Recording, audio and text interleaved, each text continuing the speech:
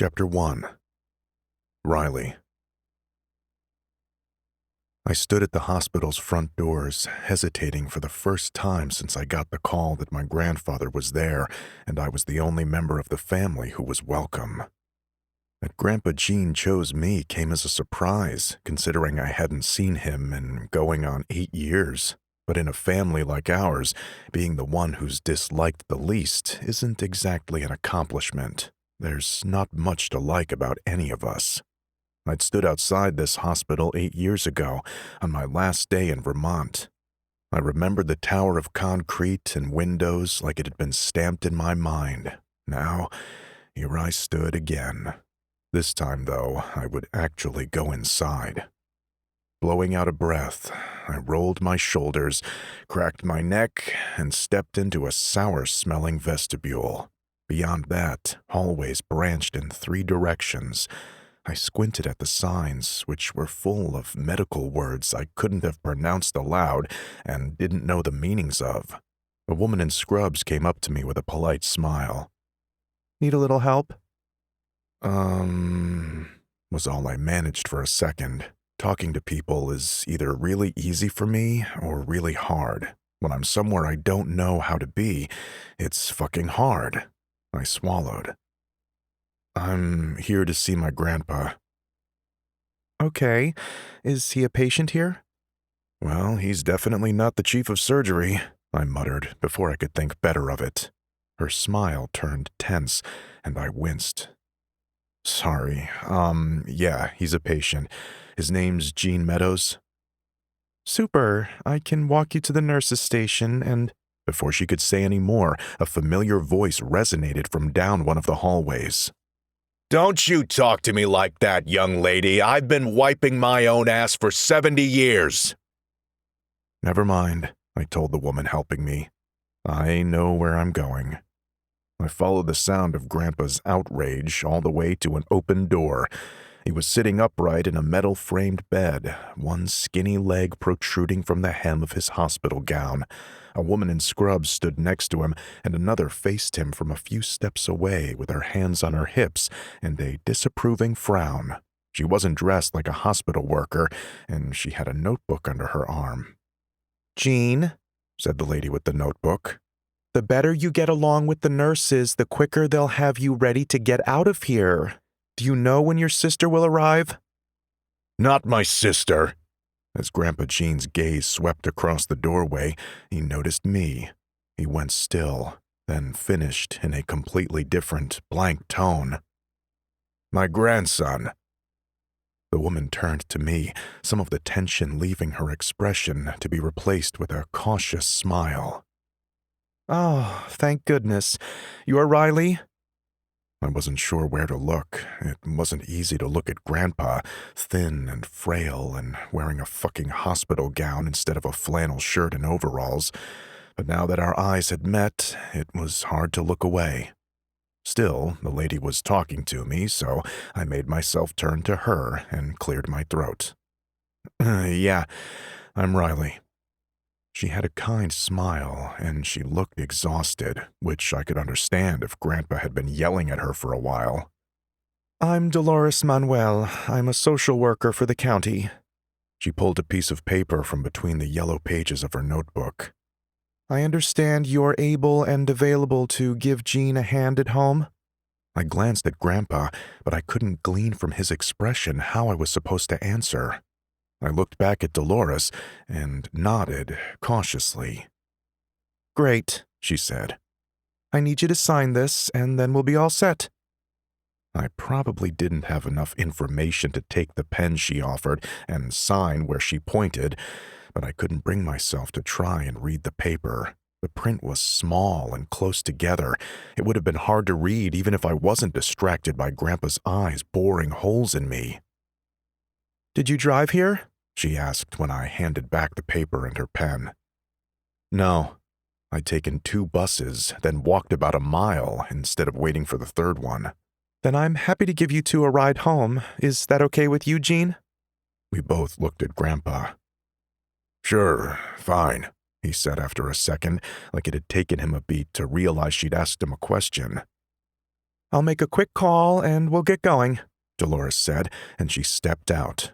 The nurse followed her, which left me and Grandpa alone.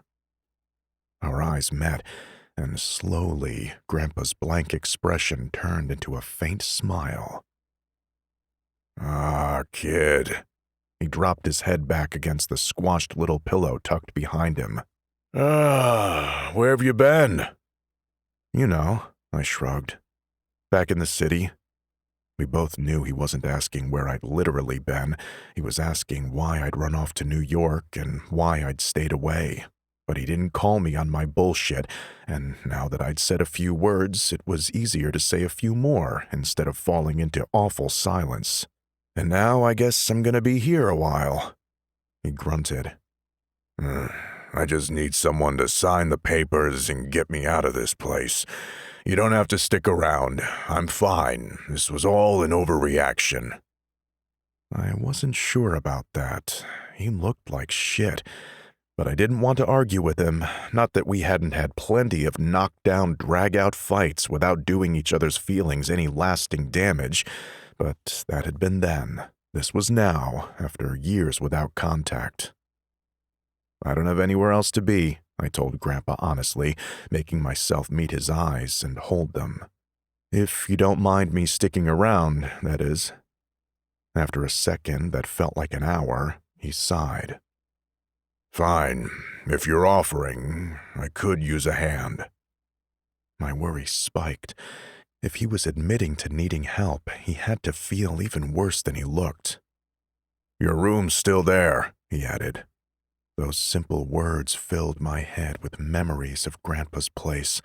I thought of the creaky stairs leading up to the bedroom tucked under the dormer window facing east, the wide swing on the front porch overlooking the woods. And Peter, a dozen versions of him all packed into a moment's thought. From the bold slip of a kid I'd first met, to the sweet, nervous preteen of a few years later, to the 18-year-old of that last summer who'd turned hauntingly beautiful during our months apart. That August was the last time I'd seen him, when everything ended with my own declaration that still rang in my ears. Have your fancy fucking life then. I don't need you either. Then Peter's arms windmilling as he slipped and fell, the sickening crunch when he'd caught his fall on an outstretched hand, the dull thud a half-second later when his head struck the ground. Kid, if you stay with me, you gotta help out, Grandpa grumbled. Deal? I swam up from the past and blinked at him, keeping my tone light as I said, Great, it's a deal. I waited in the beige hallway while Grandpa got dressed. Staring at my shoes, I tried to push back the tide of thoughts about Peter fucking Landry, knowing it would carry me somewhere I didn't want to go.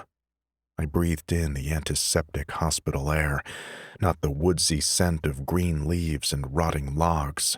I studied the glossy tile floor between the toes of my shoes, not the way Peter wrinkled his nose when he smiled.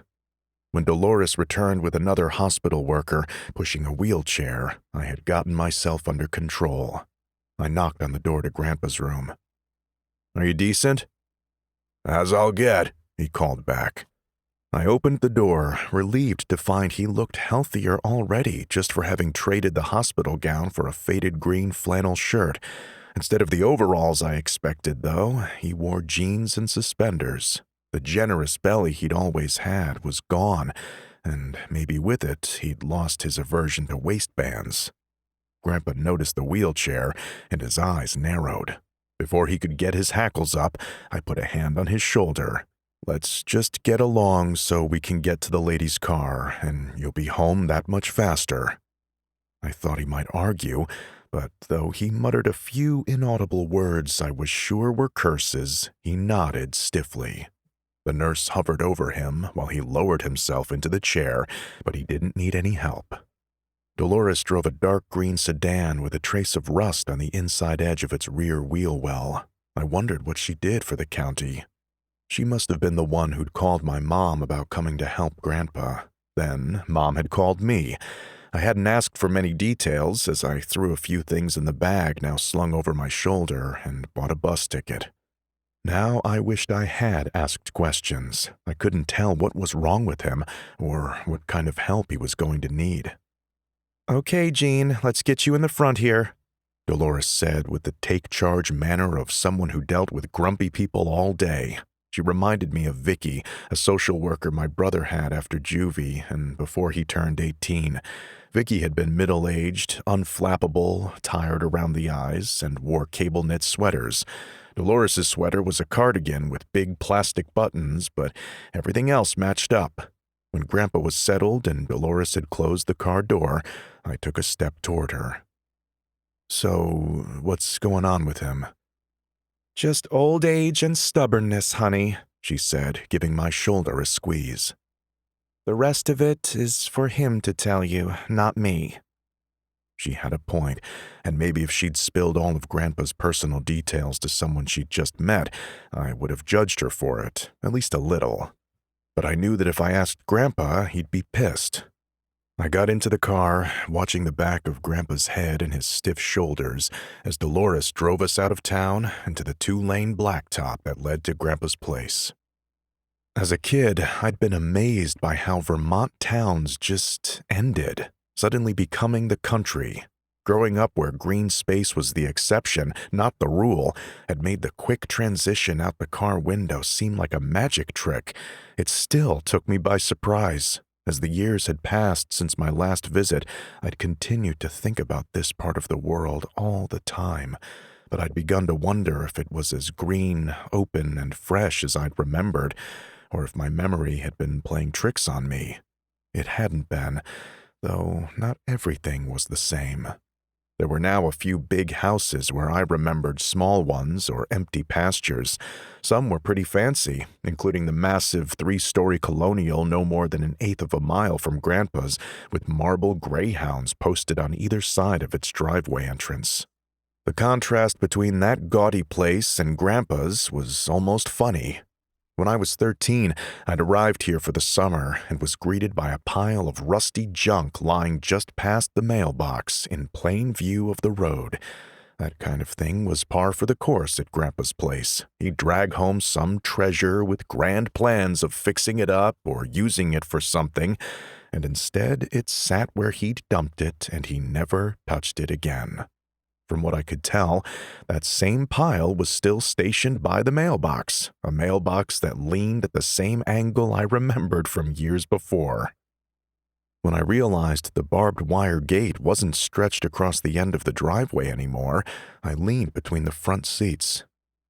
"What happened to the zebras?" "Zebras?" Dolores gave us a disbelieving look as she slowly guided her car over the potholes in the gravel driveway.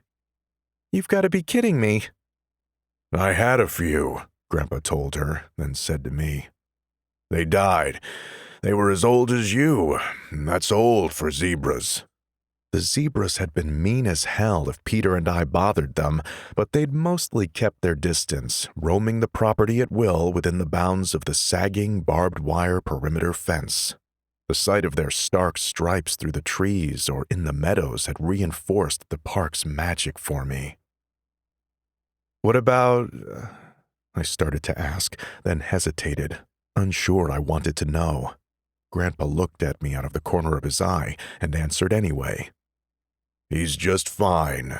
He's still young for a tortoise." Relieved, I leaned back in the seat, watching the house come into view. It was kind of absurd looking. The original square 1.5 stories had a metal shed tacked on one side and a more typical but still awkwardly boxy addition stuck to the other. Rusted cars were rowed up on the other side of the clothesline in the backyard, and the tall grass in the front yard made it clear Grandpa still hadn't taken up mowing. Through anyone else's eyes, the place probably seemed like a dump, but my chest filled with warmth at the sight. For years I'd assumed I'd never set foot here again, but no other place had ever felt like home. Dolores was glaring at Grandpa. "A tortoise?" she demanded. "Are you two messing with me?" Grandpa's eyes met mine in the rearview mirror, and we both chuckled. Dolores sighed, long-suffering, and put the car in park. "I'm going to come check on you in a week," she informed Grandpa. Then she twisted around to look at me. "You too, honey. It's really generous what you're doing, by the way. Maybe he won't say it, but I know your grandfather is very grateful." He's getting free room and board. Grandpa jerked on the car door latch, but it must have still been locked. Dolores ignored him, looking steadily at me. "And as you're his caretaker, I'm trusting that he will share what you need to know about his health and treatment." I've been taking care of myself since that kid was in diapers, Grandpa muttered, pinching the manual lock with his thumb and forefinger, but failing to get a good enough grasp to pull it up and escape. "Part of my job as Gene's caseworker is to ensure that he not only has a support system, but that he's willing to use it," Dolores continued, raising her voice pointedly. With that, she faced forward and popped the locks. Grandpa threw open the door and practically jumped out like a horse leaving a starting gate.